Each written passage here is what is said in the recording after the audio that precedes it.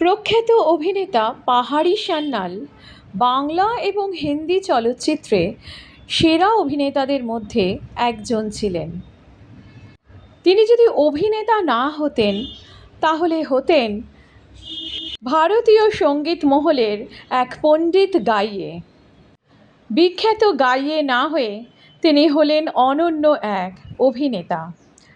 আজকে এই অভিনেতার জীবনের উত্থান পতনের কাহিনী বলবো। 1906 সালের 22শে ফেব্রুয়ারি পাহাড়ি সান্যাল জন্মগ্রহণ করেছিলেন। বলা হয় তিনি দার্জিলিংয়ে জন্মগ্রহণ করেছিলেন, অথবা মতান্তরে সিমলার কাছে কাসৌলি শহরে তাঁর জন্ম হয়েছিল। তাঁর প্রকৃত নাম ছিল নগেন্দ্রনাথ সান্যাল এবং পাহাড়ে জন্মগ্রহণ করেছিলেন বলে তাঁর নাম ছিল পাহাড়ি। মাত্র 1.5 বছর বয়সে তিনি মাতৃহারা হয়েছিলেন। পাহাড়ির বাবা নৃপেন্দ্রনাথ সান্যাল সামরিক বিভাগে চাকরি করতেন এবং তিনি ছিলেন সঙ্গীতানুরাগী। তার শৈশব কেটেছিল লখনৌতে। সেখানকার হিন্দুস্তানি শাস্ত্রীয় সঙ্গীতের পরিবেশ, বিভিন্ন গানের মজলিস খুব ছোটবেলা থেকেই তার মধ্যে একটি সঙ্গীতের বোধ জাগিয়ে তুলেছিল। 12 বছর বয়সে তার বাবা মেসোপটেমিয়ান ক্যাম্পেইন যুদ্ধে মারা গেলেন। তারপর বড় দাদার কাছেই তিনি মানুষ হয়েছিলেন। 21-22 বছর বয়সে লখনৌর মেরিস কলেজ অফ হিন্দুস্তানি মিউজিকে পড়বার সময় তিনি প্রতিভা সেনগুপ্তের প্রেমে পড়লেন এবং পরে তার সাথে পরিণয় সূত্রে আবদ্ধ হয়েছিলেন। বিবাহের কয়েক বছর পরে সন্তানের জন্ম দিতে গিয়ে প্রতিভা সেনগুপ্তের মৃত্যু হয়েছিল। এই ঘটনার দীর্ঘদিন পরে তিনি চলচ্চিত্র জগতে যখন সম্পূর্ণভাবে প্রতিষ্ঠিত হয়ে গেছেন, তখন তিনি অভিনেত্রী মীরা বসুকে বিবাহ করেছিলেন। লখনৌতে তার পরিচয় হয়েছিল প্রখ্যাত গীতিকার অতুল প্রসাদ সেনের সঙ্গে। তারপর অতুল প্রসাদ মৃত্যু পর্যন্ত দীর্ঘ 16 বছর তাদের মধ্যে এক অসাধারণ মধুর সম্পর্ক ছিল। নিজের অধিকাংশ গান তিনি পাহাড়িকে শিখিয়ে গিয়েছিলেন। পাহাড়ি সান্যাল অতুল প্রসাদী গানের ধারার প্রথম সারির একজন গায়ক ছিলেন। এরপর 1932 সালে পাহাড়ি চলে আসেন কলকাতা শহরে। সেখানে তার বন্ধু ছিলেন চিত্রগ্রাহক কৃষ্ণ গোপাল এবং তার মাধ্যমে তার পরিচয় হলো প্রমথেশ বড়ুয়ার সঙ্গে। 1932 সালে নিউ থিয়েটার্সের প্রযোজনায় এবং প্রমথেশ বড়ুয়ার পরিচালনায় পাহাড়ি সান্যাল রূপলেখা ছবিতে অভিনয়ের সুযোগ পেয়েছিলেন, কিন্তু চুক্তিগত কোনো সমস্যার কারণে সেই ছবিতে তার অভিনয় করা হলো না। এরপর দেবকী বসু তাকে নিয়ে আসলেন নিউ থিয়েটার্সে। সেখানে 150 টাকা মাসিক বেতনে অভিনেতা হিসেবে যোগ দিয়েছিলেন পাহাড়ি সান্যাল। সুগায়ক ছিলেন বলে তিনি বহু ছবিতে সুযোগ পেয়েছিলেন। তার অভিনীত প্রথম মুক্তিপ্রাপ্ত ছবি প্রেমাঙ্কুর আতর্থী পরিচালিত ইহুদি কি লড়কি। 1933 সালে দেবকী বসুর পরিচালনায় হিন্দি ভাষায় নির্মিত সাঙ্গীতিক ছবি রাজরানী মীরা, এই ছবিতে চাঁদ ভট্টের চরিত্রে অভিনয় করেছিলেন তিনি। সেই সময় কলকাতা শহরে হিন্দি এবং বাংলা দুই ভাষারই ছবির শুটিং হতো এবং এই দুই ভাষাতেই প্রথম দিকে সমানভাবে অভিনয় করে গেছেন পাহাড়ি সান্যাল। এরপর সমান দক্ষতায় অভিনয় করেছেন দেবদাস, বড়দিদি, মায়া, বিদ্যাপতি। মীরাবাই ছবিতে তাঁর কণ্ঠে অনেকগুলি গান ছিল। ভাগ্যচক্র, এই ছবিটি ভারতবর্ষের প্রথম ছবি যেখানে প্লেব্যাক গান ব্যবহার করা হয়েছিল। এই ছবিতে পাহাড়ি সান্যাল প্লেব্যাক গায়ক হিসেবে গেয়েছিলেন কেন পরাণ হলো বন্ধনহারা গানটি। এরপর করোড়পতি ছবিতে KL সাইগলের সঙ্গে যুগলে গেয়েছিলেন জো চাকরি দিলা দে গানটি। কানন দেবীর সঙ্গেও তিনি যুগলে অনেকগুলি গান করেছিলেন। 40-এর দশকের প্রথম থেকে তিনি অভিনয়ের দিকে বেশি করে মনোনিবেশ করেন। 1941 সালে হেমচন্দ্র চন্দরের পরিচালনায় প্রতিশ্রুতি ছবিতে কুমারনাথের চরিত্রে দুর্ধর্ষ অভিনয় করেছিলেন পাহাড়ি সান্যাল। সেই চরিত্রে অভিনয়ের জন্য তিনি সেরা অভিনেতার পুরস্কার পেয়েছিলেন। তারপর তিনি চলে যান বম্বে, সেখানে করেন মৌজ, মোহব্বত, ইনসান, আনবান, প্রীত, মিলন, শ্রাবণ কুমার। তারপর ফিরে আসেন কলকাতায়, সেখানে প্রচুর বাংলা ছবিতে চরিত্রাভিনেতা হিসেবে ছবি বিশ্বাস, কমল মিত্রদের মতো অভিনেতার সাথে অভিনয় করতে থাকেন তিনি। তার অভিনীত উল্লেখযোগ্য ছবিগুলি হল সাধারণ মেয়ে, রং বেরং, উল্টো রথ, বিদ্যাসাগর, বাবলা, সদানন্দের মেলা, সাপমোচন ইত্যাদি। বিখ্যাত মনীষী বিদ্যাসাগরের চরিত্রে অভিনয় করে তিনি বিপুল জনপ্রিয়তা অর্জন করেছিলেন।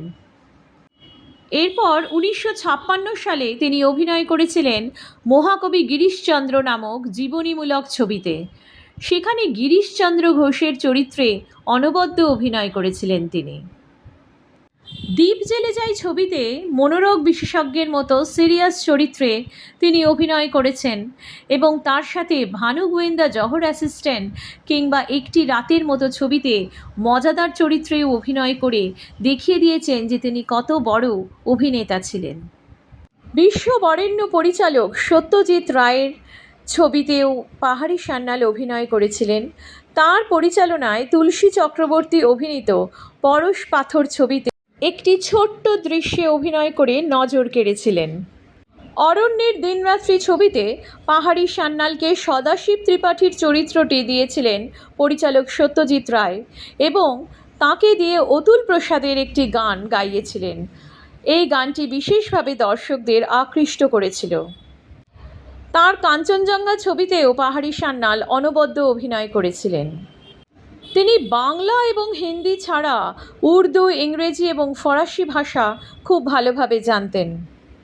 1963 সালে মার্চেন্ট আইভরির উদ্যোগে জেমস আইভরি পরিচালিত ইংরেজি ভাষায় নির্মিত দ্য হাউস হোল্ডার ছবিতেও অনবদ্য অভিনয় করেছিলেন তিনি। সন্দীপ রায়ের লেখা থেকে জানা যায় পাহাড়ি সান্যাল ছিলেন প্রচণ্ড আড্ডাবাজ এবং ফুর্তিবাজ একজন মানুষ। আড্ডার মধ্যেই গান হতো। তখনকার বিয়ে বাড়ি মানে পাত পেড়ে খাওয়া ব্যাপার ছিল। পাহাড়ি দাকে দেখলেই সকলে তটস্থ হয়ে যেত, কারণ উনি খুব চেঁচামেচি করতেন যাতে সবার খাওয়ার ব্যাপারটা ঠিক মতো হয়। নিজে খেতেন, আবার খেয়ালও রাখতেন অন্যদের দিকে। মাঝে মাঝেই চেঁচিয়ে উঠতেন, এখানে লুচি কম পড়েছে, ওকে চাটনি দাও। অলকানন্দা রায়ের লেখা থেকে জানা যায় তিনি ছিলেন ভীষণ মাইডিয়ার মজাদার মানুষ। পান খেতে খুব ভালোবাসতেন আর তাই মজা করে বলতেন, আমি পানাসক্ত। ওর জর্দা আসতো লখনৌ থেকে। ওনাকে নিয়ে একটি ঘটনার কথা বলি। তখন ভীমসেন যোশী কেমন গাইছেন সেই পরখ করতে এসেছিলেন পাহাড়ি সান্যাল। গানের শেষে পণ্ডিত ভীমসেন যোশী মঞ্চ থেকে নেমে পাহাড়ি সান্যালের পায়ের ধুলো নিয়ে বললেন, আমায় চিনতে পারলেন? আমি আপনার বাড়িতে আশ্রিত ছিলাম, আপনার মোটপত্র বয়ে নিয়ে পেট চালাতাম। তখন আমি গানের সন্ধানে কলকাতায়। উঠে দাঁড়িয়ে ভীমসেন যোশীকে সস্নেহে জড়িয়ে ধরেছিলেন পাহাড়ি। বউ ঠাকুরানীর হাট ছবিতে তাঁর গাওয়া রবীন্দ্রসঙ্গীত অনবদ্য। রূপলী পর্দা ছাড়াও তাঁর বিচরণ ছিল থিয়েটার মঞ্চে। তিনি বিশ্বরূপা রঙ্গমঞ্চে আসামি হাজির নাটকে অপূর্ব অভিনয় করেছিলেন। তাঁর পেশাগত জীবনে তিনি অসামান্য নিয়মানুবর্তিতা বা পাংচুয়ালিটির জন্য সুপরিচিত ছিলেন। তিনি এতটাই নিখুঁত ছিলেন টাইমের ব্যাপারে যে সাহেবরাও তাঁর সময় দেখে ঘড়ি মেলাতেন।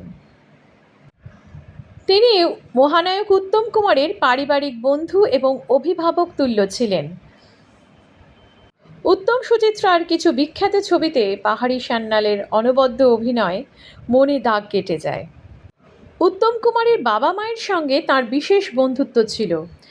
বাড়িতে গেলে বায়না থাকতো তাঁর একটি বিশেষ পদের, অর্থাৎ বাসি খাবার। উত্তম কুমারের বাড়িতে পাহাড়ি সান্যাল বাসি খাবার খেতে যেতেন। মনসা পূজা উপলক্ষে অরন্ধন হলে আগের দিনের রান্না করা বাসি খাবার খাওয়ার নিয়ম থাকে। সেই খাবারের ভক্ত ছিলেন পাহাড়ি সান্যাল। নিজের জীবনে কোনো দিন কল টাইম মিস করেননি। 11টায় সময় দেওয়া থাকলে তিনি কাঁটায় কাঁটায় ঠিক 11টাতেই ঢুকতেন। এই ব্যাপারে তাঁর ছিল প্রবাদ প্রতিম নিষ্ঠা। সারা সময় হাসি খুশি মজা করা মানুষটা একবারও বুঝতে দিতেন না ভেতরে ভেতরে তিনি কতটা কষ্টে আছেন। স্ত্রী মীরা দেবী অসুস্থ হওয়ার পর আরও ভেঙে পড়েছিলেন। শেষের দিকে আর্থিক কষ্ট তাঁর সঙ্গ ছাড়েনি, কিন্তু কোথাও এক মুহূর্তের জন্য তিনি বুঝতে দেননি। মঞ্চে অভিনয়ের মাধ্যমে তিনি নিজেকে উজাড় করে দিতেন। তার বড় দাদার মেয়ে রীনা লাহিড়ীর কথায় জানা যায়, মঞ্চে অভিনয় চলাকালীন উনি বুকে ব্যথা পান এবং রাত্রে বাড়ির বাথরুমে পড়ে যান। হাসপাতালে নিয়ে গেলে জানা যায় ওনার সেরিব্রাল স্ট্রোক হয়েছে। পরদিন অর্থাৎ 10ই ফেব্রুয়ারি 1974 সালে এই হাসি খুশি মজলিশি মেজাজের মানুষটি চিরকালের জন্য বিদায় নিলেন। তার অনবদ্য দরদি অভিনয় এবং গান বাংলা চলচ্চিত্রের সম্পদ।